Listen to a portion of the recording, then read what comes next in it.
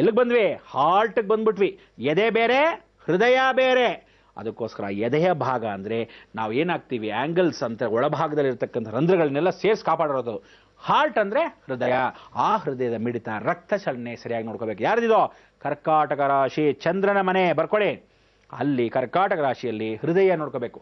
ಯಾವಾಗಲೂ ವಾಲ್ವ್ಸ್ ಅಂದರೆ ನಿಮ್ಮಲ್ಲಿ ಏನು ಅಂದರೆ ವಾಲ್ವ್ಸು ಆಲ್ಮೋಸ್ಟ್ 3 ವಾಲ್ವ್ ಇರೋದು, ಹಾರ್ಟಲ್ಲಿ ಹೋಲ್ ಇರೋದು. ನಿಮ್ಗೆ ಅಕಸ್ಮಾತ್ ಸಡನ್ ಶಾಕು, ನಮ್ಮಮ್ಮನಿಗೆ ಅಯ್ಯೋ ಅಂತ ಇದಾಗೋದು. ಕೆಲವರು ನಾಟಕ ಭಾಳ ಚೆನ್ನಾಗಿ ಮಾಡ್ತಾರೆ. ಏನು ಅಂದರೆ ಈ ಕರ್ಕಾಟಕ ರಾಶಿಯವರು ಮನೋಕಾರಕ ಸಂಖ್ಯೆ ಅಂದರೆ ಇನ್ನೊಬ್ಬನಿಗೋಸ್ಕರ ತುಂಬ ನೋವಿರೋದನ್ನ ಆ್ಯಕ್ಟ್ ಮಾಡೋದು. ಇದೆಲ್ಲ ತುಂಬ ನಾಟಕ ಮಾಡಿದ್ರು ಭಾಳ ಕಷ್ಟ ಅಂತ ಇಟ್ಕೊಳ್ಳಿ. ಆ ಥರ ಎಲ್ಲ ಆ್ಯಕ್ಟ್ ಮಾಡೋಕ್ಕೆ ಆಗಲ್ಲ, ಇಲ್ಲಿ ಅವಾರ್ಡ್ ಕೊಡೋಕ್ಕೆ ಸಾಧ್ಯವಿಲ್ಲ. ನೆಕ್ಸ್ಟು ಸಿಂಹರಾಶಿಗೆ ಹೋಗೋಣ. ಸಿಂಹರಾಶಿಯಲ್ಲಿ ಹೊಟ್ಟೆಯ ಭಾಗವನ್ನು ಚೆನ್ನಾಗಿ ಗಮನಿಸಬೇಕು. ಸಿಂಹರಾಶಿಯಲ್ಲಿ ಹೊಟ್ಟೆಯ ಭಾಗ, ಆ ರಾಶಿಗೆ ಏನು ಅಂದರೆ ಹೊಟ್ಟೆಯ ಭಾಗ ಒಳಭಾಗದಲ್ಲಿ ಜೀರ್ಣಶಕ್ತಿ ಇರಲ್ಲ.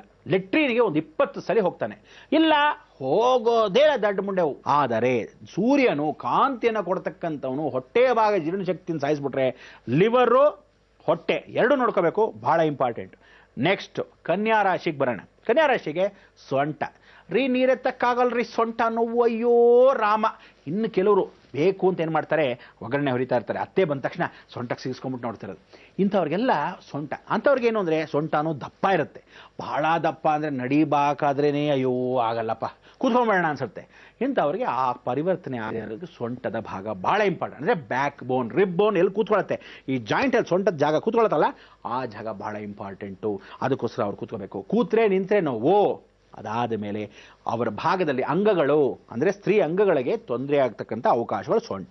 ನೆಕ್ಸ್ಟ್ ಅದಾದ ಮೇಲೆ ತುಲಾರಾಶಿಗೆ ಬನ್ನಿ. ತುಲಾರಾಶಿಗೆ ಬಂದರೆ ಆಗಲೇ ಹೊಕ್ಕಳಿನ ಭಾಗ. ಹೊಕ್ಕಳಿನ ಭಾಗ ಅಂದ್ರೇನು? ಯಾವತ್ತು ಇವ್ರಿಗೇನು ಅಂದರೆ ಒಳಭಾಗದಲ್ಲಿ ನರಗಳ ವೀಕ್ನೆಸ್ಸು, ಹೊಟ್ಟೆಯ ಭಾಗದಲ್ಲಿ ಗರ್ಭಕೋಶದ ವೀಕ್ನೆಸ್ ಹೆಣ್ಮಕ್ಳಿಗೆ, ಗಂಡು ಮಕ್ಕಳಿಗೆ ಯೂರಿನರಿ ಪ್ರಾಬ್ಲಮ್ಸ್. ಅಂದರೆ ಇವ್ರಿಗೆ ಯಾವತ್ತು ಹೊಟ್ಟೆಯ ಭಾಗದಲ್ಲಿ ಹೊಕ್ಕಳು ಅಂದರೆ ಇದು ಎಲ್ಲಿ ಕನೆಕ್ಷನ್ ಆಗಿರುತ್ತೆ? ಹೊಕ್ಕಳು ನಾಭಿ ಅಂದರೆ ತಾಯಿಗೆ ಪರಿಪೂರ್ಣವಾಗಿ ನಾಭಿ ಕನೆಕ್ಷನ್ಸ್ ಇರೋದ್ರಿಂದ ಈ ಕನೆಕ್ಷನ್ಸಿಂದ ನಮಗೆ ಬಹಳ ತೊಂದರೆ ಬರ್ತಕ್ಕಂಥದ್ದು ಮೂತ್ರಪಿಂಡ. ಅಂದರೆ ಅವರಿಗಿರ್ತಕ್ಕಂಥ ಮೂತ್ರ ವಿಸರ್ಜನೆ ಮಾಡೋ ಜಾಗಗಳಲ್ಲಿ ಮೂತ್ರಪಿಂಡಗಳಾಗಲಿ, ಇದನ್ನೆಲ್ಲ ಪರಿವರ್ತನಾ ಸ್ವರೂಪಕ್ಕೆ ಹೊಕ್ಕಳಿನ ಭಾಗ ನೋಡ್ಕೋಬೇಕು. ಅದಾದ ಮೇಲೆ ಆಸನ. ವೃಶ್ಚಿಕ ರಾಶಿಯವರು ಕುಜನ ಮನೆ ಆಸನ. ಆಸನ ಅಂದರೆ ಗೊತ್ತಲ್ವಾ? ಹಿಂದ್ಗಡೆ ಭಾಗದಲ್ಲಿ ಕೂತ್ಕೊಂಡು ಉರ್ದೋಗ್ತಾ ಇದ್ದಾರೆ ಅಂತ. ಇಂಥವರೆಲ್ಲ ಏನು ಮಾಡ್ತಾರೆ ಗೊತ್ತಾ?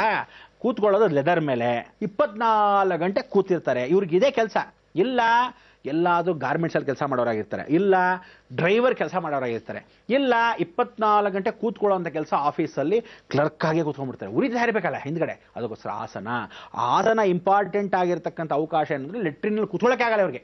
ಅಂಥವ್ರಿಗೆಲ್ಲ ಪರಿವರ್ತನೆ. ಇವರಿಗೆ ಚರ್ಮ ಕಾಯಿಲೆ ಅತಿ ಶೀಘ್ರದಲ್ಲಿ ಆ ಸ್ಥಳಗಳಲ್ಲಿ ಬರುತ್ತೆ.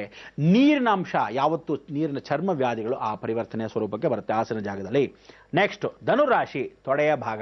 ಆ ತೊಡೆಯ ಭಾಗಕ್ಕೆ ಪರಿವರ್ತನೆ. ತೊಡೆಗಳನ್ನು ನೋಡ್ಕೋಬೇಕು. ಯಾಕೆ ಅಂದರೆ ತೊಡೆಯ ಭಾಗ ಅಂದರೆ ಸೊಂಟದಿಂದ ಕೆಳಭಾಗಕ್ಕೆ, ತದನಂತರ ಮೊಣಕಾಲಿಂದ ಮೇಲ್ಭಾಗಕ್ಕೆ, ಇದೆಲ್ಲ ತೊಡೆಯ ಭಾಗ. ಕಾಫ್ ಪರಿಪೂರ್ಣ ಒಳಭಾಗದಲ್ಲಿ ಗಂಟೆ ಇರುತ್ತೆ. ಅದಕ್ಕೆಲ್ಲ ನೋಡ್ಕೊಳ್ತಕ್ಕಂಥ ಅವಕಾಶವನ್ನು ಸಾಧಾರಣ ಅಂದರೆ ಹೆಂಗಸರಿಗೆ ಜಾಸ್ತಿ, ಅದರಲ್ಲಿ ಚಿಕ್ಕ ಮಕ್ಕಳಿಗಂತೂ ಈ ನಡುವೆ ಜಾಸ್ತಿ.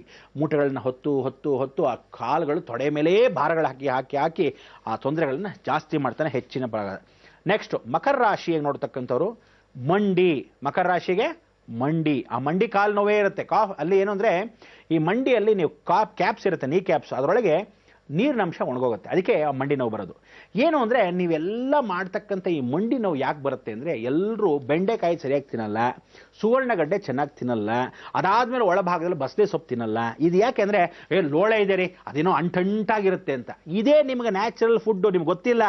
ಒಳಗಡೆ ಎಲ್ಲಿ ಗ್ರೀಸ್ ಏನಾದರೂ ಕಬ್ಬಣಕ್ಕಾಗಿದ್ದಾರೆ, ಗ್ರೀಸ್ ಹೆಂಗೆ ಹಾಕ್ತೀವಿ ಹಿಂಗೆ ಆ್ಯಂಗಲ್ ಕ್ಲೀನಾಗಿ ಬೆಲ್ಡ್ ಆಗಲಿ ಅಂತ ದೇವರು ನಮಗೆ ಕೊಟ್ಟಿರೋದು. ಈ ಲೋಳೆ ಎಲ್ಲ ಜಾಸ್ತಿ ಒಳಗಾಗದೆ ಒಳಗಡೆ ಹೋಗಿ ಅದನ್ನು ಕೂತ್ಕೊಂಡು ಹಿಂಗೆ ಆ್ಯಕ್ಷನ್ ಮಾಡುತ್ತೆ. ಇಲ್ಲದೆ ಏನಾಗುತ್ತೆ, ವಯಸ್ಸಾದ ಕಾಲದಲ್ಲಿ ನೀರಿನಂಶ ಕ್ಲೋಸ್. ಅದಾದ ಮೇಲೆ ಉಳಿದ 2 ಗ್ರಹಗಳು, 2 ನಕ್ಷತ್ರಾಧಿಪತಿಗಳ 2 ರಾಶಿ ಮನೆಗಳು. ಏನದು? ಕುಂಭರಾಶಿ, ಹಿಮ್ಮಡಿ. ಆ ಹಿಮ್ಮಡಿ ಅಂದರೆ ಆ್ಯಂಕಲ್ ಭಾಗ ಕೆಳಗಡೆ ಹಿಮ್ಮಡಿಯನ್ನು ಭಾಳ ಚೆನ್ನಾಗಿ ನೋಡ್ಕೋಬೇಕು. ಭಾರ ಹೆವಿ ವೆಯ್ಟು ಅದಕ್ಕೆಲ್ಲ ನೋಡ್ಕೊಳ್ತಕ್ಕಂಥ ವಿಚಾರಕ್ಕೆ ಹಿಮ್ಮಡಿ ಭಾಗ, ಅದು ಶನಿ ಮನೆ. ಕುಂಭರಾಶಿ ನೋಡಿ, ಅದಕ್ಕೋಸ್ಕರ ಶನಿಯ ಮನೆ. ಇನ್ನು ಮೀನ ರಾಶಿ ಪಾದದಲ್ಲಿ ಆಣಿ ಬರೋದು. ಮೀನ ರಾಶಿಗೆ ಯಾವಾಗಲೂ ಅಷ್ಟೇ ಪಾದ ಕೆಳಭಾಗದಲ್ಲಿ ನೋವು. ಇದು ಸಾಯೋವರೆಗೂ ನಿಮಗೆ ಏನು ಹೇಳಿದ್ದೀನಿ, ಈ ನಕ್ಷತ್ರ ರಾಶಿಗಳಲ್ಲಿ ಪ್ರತಿಯೊಬ್ಬರಿಗೂ ಈ ತೊಂದರೆ ಇರುತ್ತೆ. ಈ ತೊಂದರೆಗೆ ಸರಿಪಡಿಸ್ಕೊಳ್ಳೋಕ್ಕೆ ನೀವೆಲ್ಲ ಏನು ಮಾಡಬೇಕು ಅಂದರೆ ಎದುರುಗಡೆ ಇರತಕ್ಕಂಥ ರಾಶಿಗಳನ್ನ ನೋಡ್ಕೋಬೇಕು. ಅಂದರೆ ಏನು ನೋಡಿ, ಇನ್ನೊಂದ್ಸಲ ಎಲ್ಲ ಮೇಲ್ಕೆ ಹಾಕ್ಬಿಡ್ತೀನಿ.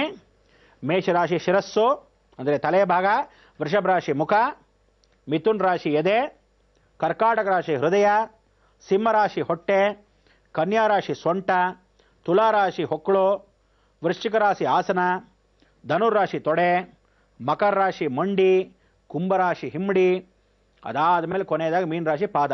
ಇಷ್ಟೆಲ್ಲ ಆಯ್ತಲ್ಲ, ನೀವು ಯಾರ್ಯಾರನ್ನ ನಕ್ಷತ್ರ ಯಾವ ರಾಶಿಗಳನ್ನು ನೋಡ್ಕೋಬೇಕು ಅದನ್ನು ನೋಡ್ಕೊಂಬಿಡಿ. ಮೇಷರಾಶಿಯವರು ಗಮನ ಇರಬೇಕು, ಹೊಕ್ಕಳ ಭಾಗ ನೋಡ್ಕೋಬೇಕು. ಅಂದರೆ ನಿಮಗೆ ನೇರ ದೃಷ್ಟಿಯಲ್ಲಿರ್ತಕ್ಕಂಥ ಶುಕ್ರನ ಮನೆ. ನರ್ವ್ಸ್ ಬಗ್ಗೆ ಹುಷಾರಾಗಿರಲಿ. ಶುಕ್ರನ ಮನೆ ಅಂದರೆ ತುಲಾ ರಾಶಿ ಬಗ್ಗೆ ಜ್ಞಾಪಕ ಇರಬೇಕು, ಅದೆರಡಕ್ಕೂ ನೇರವಾಗಿರ್ತಕ್ಕಂಥದ್ದು. ನೆಕ್ಸ್ಟ್ ವೃಷಭ ರಾಶಿಯವರಿಗೆ ಎರಡನೇದು ಆಸನದ ಬಗ್ಗೆ ಜ್ಞಾಪಕ ಇರಬೇಕು. ಅವರಿಗೂ ಅಷ್ಟೇ ವೃಶ್ಚಿಕ ರಾಶಿ ಕುಜನಾಗಿರೋದ್ರಿಂದ ಆಸನದ ಬಗ್ಗೆ ಅದು ಗಮನ ಇರಬೇಕು. ಮಿಥುನ್ ರಾಶಿಯವರಿಗೆ ತೊಡೆ ಭಾಗದ ನೋಡ್ಕೋಬೇಕು, ಎದೆ ಭಾಗ ನೋಡ್ಕೋಬೇಕು. ಎರಡೂ ಭಾಗದಲ್ಲಿ ಮಿಥುನ್ ರಾಶಿಗೆ ತೊಂದರೆ ಇರತಕ್ಕಂಥ ಅವಕಾಶಗಳು. ಕರ್ಕಾಟಕ ರಾಶಿಯವರಿಗೆ ಮಂಡಿ ಭಾಗ ಇರತಕ್ಕಂಥ ಅವಕಾಶಗಳು, ಆದರೆ ಮಕರ ರಾಶಿ ನೋಡ್ಕೋಬೇಕು. ಸಿಂಹ ರಾಶಿಗೆ ಹೊಟ್ಟೆ ಭಾಗ ಇರುತ್ತೆ ತೊಂದರೆ ಇರತಕ್ಕಂಥದ್ದು, ಅವರಿಗೆ ಕುಂಭರಾಶಿ ನೋಡ್ಕೋಬೇಕು, ಹಿಮ್ಮಡಿ ಭಾಗ ನೋಡ್ಕೋಬೇಕು. ಕನ್ಯಾ ರಾಶಿಯವರಿಗೆ ಸೊಂಟದ ಭಾಗ ಇರಬೇಕು, ಮೀನ ರಾಶಿಯಲ್ಲಿರ್ತಕ್ಕಂಥ ಪಾದದ ಬಗ್ಗೆ ಗಮನ ಇರಬೇಕು. ನಿಮಗೆ ಸೊಂಟದ ಭಾಗ ಮತ್ತು ಮೀನ ರಾಶಿಯಲ್ಲಿ ಪಾದದ ಭಾಗ. ತದನಂತರ ತುಲಾ ರಾಶಿಯಲ್ಲಿ ಹೊಕ್ಕಳ ಭಾಗ, ಹಾಗೆ ನಿಮಗೆ ಶಿರಸ್ಸಿನ ಭಾಗ ನೋಡ್ಕೋಬೇಕು. ತದನಂತರ ವೃಶ್ಚಿಕ ರಾಶಿಗೆ ಆಸನದ ಭಾಗ ಜ್ಞಾಪಕ ಇರಬೇಕು, ಮುಖದ ಬಗ್ಗೆ ಗಮನ ಇರಬೇಕು. ಹಾಗೆ ತೊಡೆಯ ಭಾಗ ವಿಚಾರದಲ್ಲಿ ತಿಳ್ಕೊಳ್ತಕ್ಕಂಥ ಈ ವಿಚಾರ ರಾಶಿಯಲ್ಲಿ ಎಲ್ಲರಿಗೂ ಒಬ್ರಿಗೊಬ್ರು ಸಮಾನ ಭಾಗ ನೋಡಿಕೊಂಡಾಗ ಈ ಎಲ್ಲ ರಾಶಿಗಳಿಗೆ ಅನುಗುಣವಾಗುತ್ತೆ. ಇವತ್ತಿನ ಕಾರ್ಯಕ್ರಮ ಸ್ವಲ್ಪ ದೊಡ್ಡದಾಯಿತು, ಆದರೂ ಸಹ ವಿಸ್ತಾರಣವಾಗಿ ತಿಳಿಸೋದ್ರಿಂದ ಈ ಭಾಗಗಳು ನಿಮ್ಮ ತೊಡೆ ಭಾಗ ಅಥವಾ ತಲೆಯ ಭಾಗದಿಂದ ಕಾಲಿನ ಭಾಗದವರೆಗೂ ಪ್ರತಿಯೊಬ್ಬ ಮನುಷ್ಯನಿಗೂ ದೇಹವನ್ನು ಹೋಲಿಸಿರೋ ಭಗವಂತನು ಇದು ಹಣೆ ಬರದಲ್ಲಿ ಈ ರಾಶಿಯವರಿಗೆ ಇದೇ ನೋವು ಇರುತ್ತೆ. ಜೀವನಾಂಶ ಬರೆದಿಟ್ಕೊಂಬಿಡಿ, ಇನ್ಯಾವುದು ಬೇರೆ ನೋವುಗಳು ಎಕ್ಸ್ಟ್ರಾ ನೋವುಗಳು ಬರಲ್ಲ. ಅಂದರೆ ಮಧ್ಯದಲ್ಲಿ ಯಾವುದೇ ನೋವು ಬಂದರೂ ಅದು ಹೊಟ್ಟೋಗುವಂಥ ನೋವುಗಳು, ಆದರೆ ಪರ್ಮನೆಂಟ್ ಆಗಿ ಶಾಶ್ವತವಾಗಿ ಉಳಿದೋಗೋದು ಸಾಯೋದ್ರೊಳಗೆ ಅವನಿಗೆ ಇರತಕ್ಕಂಥ ನೋವುಗಳು ಇದೇ ಪಾರ್ಟ್ಸ್. ಅದಕ್ಕೆ ಇದನ್ನು ಗಮನ ಇಟ್ಟು ಆ ಕ್ಷೇಮವನ್ನು ನೋಡಿಬಿಟ್ರೆ ಇನ್ನು ನಿಮ್ಮ ತೊಡೆ ನೋವುಗಳಾಗಲಿ ತಲೆನೋವುಗಳಾಗಲಿ ಶಿರಸ್ಸಿಂದ ಕಾಲವರೆಗೂ ಯಾವ ನೋವುಗಳು ಬರದೇ ಇರಲಿ ಅಂತ ಭಗವಂತನ ಪ್ರಾರ್ಥನೆ ನಾನು ಮಾಡ್ಕೊತೇನೆ.